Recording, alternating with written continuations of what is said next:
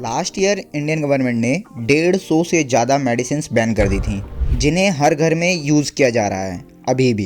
इन band medicines में कुछ बहुत फेमस मेडिसिन्स के नाम भी शामिल हैं, जैसे कि डिकोल टोटल, क्रोसिन, वेक्स, डोलो और ड्रग्स के कुछ ऐसे कॉम्बिनेशंस जिन्हें हमने कभी ना कभी ज़रूर यूज़ किया होगा, बार बार बुखार में, सिर दर्द में या फिर सर्दी जुकाम जैसे आम ट्रीटमेंट के लिए। सिर्फ 150 से ज़्यादा मेडिसिन्स ही बैन नहीं की थी। इंडियन हेल्थ मिनिस्ट्री की नज़र 30 से ज़्यादा मल्टीविटामिन के ब्रांड्स के ऊपर भी है, जिन्हें कभी भी बैन किया जा सकता है। तो अब आप सोचेंगे कि ये मल्टीविटामिन्स तो बेसिक ड्रग्स हैं, इन्हें क्यों बैन किया जा रहा है? क्योंकि फार्मा कंपनीज के कुछ इतने डर्टी सीक्रेट्स हैं जिसे इस इंडस्ट्री से जुड़े लोग नहीं चाहते कि ये कंज्यूमर के सामने आए। लेकिन आज का ये वीडियो इन्हीं कुछ डार्क सीक्रेट्स को खोलने के लिए बनाया गया है, ताकि आप सभी को अवेयरनेस मिल सके और आप इन्फॉर्म डिसीजंस ले पाएँ, क्योंकि हेल्थ से बड़ी कोई चीज़ नहीं होती है। ऐसा नहीं है कि ये बैन पहली बार लगाया गया है। इनफैक्ट 2016 में भी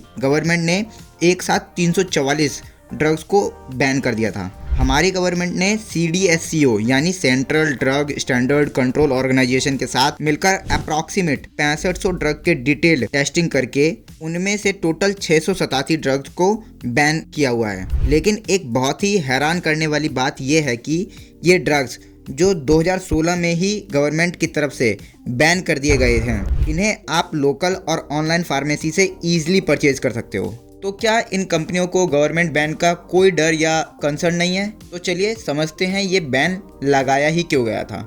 मिनिस्ट्री ऑफ हेल्थ रिस्पॉन्सिबल है मेक श्योर करने के लिए कि इंडिया जैसे 140 करोड़ के पॉपुलेशन वाली कंट्री में हर इंसान को इफेक्टिव और सस्ती दवाइयाँ मिल सके, ताकि हर इंडियन बीमारियों से दूर रहे और लंबी जिंदगी जी सके। क्योंकि हमारी कंट्री में लोगों के पास साइंटिफिक एजुकेशन थोड़ी कम है और यहीं आते हैं डॉक्टर्स। डॉक्टर्स आपको डायग्नोस करके प्रिस्क्रिप्शन के रूप में मेडिसिन रिकमेंड करते हैं और इसी बात का फ़ायदा कंपनियां उठाती हैं। आपको 2022 का डोलो मैन्युफैक्चरर माइक्रोलैब्स का केस याद होगा। उनका केस सुप्रीम कोर्ट तक गया था। कोविड-19 के टाइम इंडिया भर के डॉक्टर्स में 1000 करोड़ तक के फ्रीबीज और गिफ्ट्स बांटने की बात हुई थी। हालांकि बाद में ये बात गलत साबित हुई। इन्हीं सब कारणों से ही साल 2002 में ही कमीशन ने ये रूल पास किया था कि डॉक्टर्स मेडिसिन्स का नाम नहीं रिकमेंड कर सकते। उन्हें मेडिसिन्स का केमिकल या जेनरिक नाम ही प्रिस्क्राइब करना होगा, ताकि पेशेंट्स के पास ऑप्शंस हों और जो कमज़ोर फाइनेंशियल बैकग्राउंड चाहते हैं वो भी जेनरिक दवाइयाँ ले सकें, जो ब्रांडेड से 3 से 4 गुना ज़्यादा सस्ती पड़ती है। लेकिन आज भी बहुत से डॉक्टर्स खुलेआम ब्रांडेड दवाइयों का ही नाम पेशेंट्स को रेकमेंड करते हैं। फार्मा कंपनीज का एक बहुत बड़ा झोल चलता है, जिससे वो ईजिली कंज्यूमर के आंखों में धूल झोंक देती है। तो गवर्नमेंट की जो लिस्टेड इसेंशियल्स मेडिसिन है ना, उनका एक MRP कैप होता है, जिसे गवर्नमेंट खुद रेगुलेट करती है।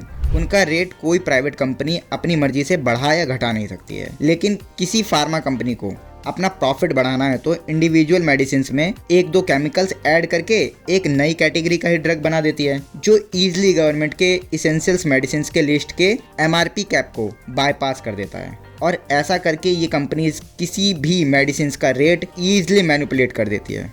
बात करते हैं दूसरे और ज़्यादा सीरियस रीज़न की। हमारी बॉडी को कभी भी मल्टीपल ड्रग्स की ज़रूरत होती ही नहीं है। तो आपको सिर दर्द हो रहा है, मेडिकल स्टोर पे गए और उन्होंने आपको एक FDC पकड़ा दी, मतलब फिक्स डोज कॉम्बिनेशन वाली दवाई आपको पकड़ा दी। में पेन, सर्दी, बुखार से लड़ने वाली मेडिसिन का एक कॉम्बिनेशन है। इस FDC से आपका सिर दर्द तो ठीक हो जाएगा, लेकिन जो एक्स्ट्रा मेडिसिन आपकी बॉडी में गई उसका क्या, जिससे आपकी बॉडी में साइड इफ़ेक्ट्स होंगे, जिसे सिंपली इग्नोर किया जा सकता था। तो अब आपके दिमाग में एक क्वेश्चन ज़रूर आ रहा होगा, अगर इन FDC दवाइयों से लोगों को खतरा है और साथ ही ये मेडिसिन्स एक मार्केटिंग गिमिक है, गवर्नमेंट इनको अप्रूव ही क्यों करती है? क्योंकि मेडिसिन्स को अप्रूव करना तो CDSCO यानी central drug standard control organisation के हाथ में ही है, और इसी ऑर्गेनाइजेशन के पास पूरा पावर है इन मार्केटिंग गिमिक वाली मेडिसिन्स को बैन करने का। तो आखिर यहाँ हो क्या रहा है? पहले अप्रूव कर दिया और बाद में फिर इन्हें बैन करने की बात की जा रही है। तो यहीं सामने आता है इंडियन मेडिसिन्स के अप्रूवल प्रोसेस में लूप होल। तो इसे एक सिंपल केस स्टडी से समझते हैं। सपोज मेरी एक फार्मा कंपनी है, SK फार्मा के नाम से, और मुझे एक नई मेडिसिन लॉन्च करनी है एसके फेव के नाम से, जो एक मिक्स है पैरासीटामोल और कुछ अलग केमिकल्स का। तो मार्केट में आने से पहले मेरी कंपनी एसके फार्मा को 2 बड़े चेक पॉइंट को पास करना होगा ताकि मेरी मेडिसिन लीगली मार्केट में सेल की जा सके। फार्मास्यूटिकल ड्रग को मार्केट में आने से पहले CDSCO का अप्रूवल लगता है। ये ड्रग के सेफ्टी और एफिकेसी को टेस्ट करती है और पेशेंट को क्या इसके पॉजिटिव्स और नेगेटिव्स हो सकते हैं इसकी डीपली जांच करती है और इसी जांच के बाद ये मेडिसिन को पास या रिजेक्ट करती है। अब लेट से हमारी एसके फैब को CDSCO का अप्रूवल मिल जाता है, तो अब आता है नेक्स्ट स्टेप। हमारी एसके फैब की मैन्युफैक्चरिंग के लिए हमें एक फैक्ट्री डालनी होगी, जिसके लिए हमें जिस स्टेट में फैक्ट्री डालनी है उस स्टेट के स्टेट लाइसेंस अथॉरिटी से लाइसेंस चाहिए होगा ताकि लीगली हम वहाँ पे प्रोडक्शन कर सकें। अब इस प्रोसेस में आता है एक सबसे बड़ा लूप होल। जैसे हमने जाना कि नई मेडिसिन को लॉन्च करने के लिए हमें CDSCO का लाइसेंस निकलवाना सबसे कंपलसरी है।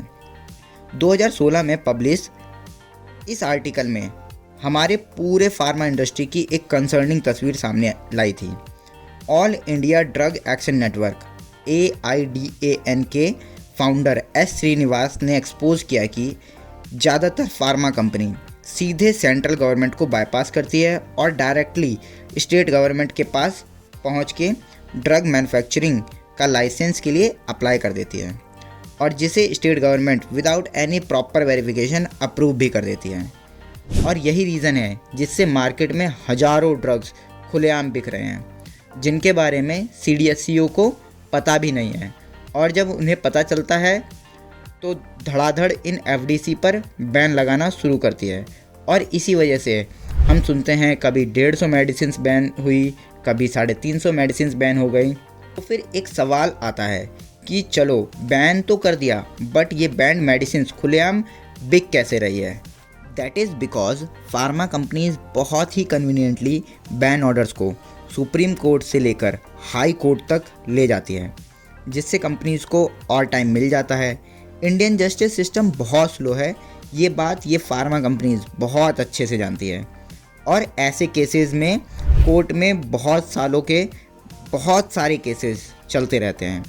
ओवरऑल बात ये है, आपको अपनी नॉलेज से ही खुद को अवेयर करना होगा कि आप जो ड्रग कंज्यूम कर रहे हो उनमें कंपाउंड कौन सा है, उनका साइड इफ़ेक्ट क्या है, और क्यों वो मेडिसिन्स आपकी बॉडी को शूट कर सकती है और क्यों आपकी बॉडी को शूट नहीं कर सकती है।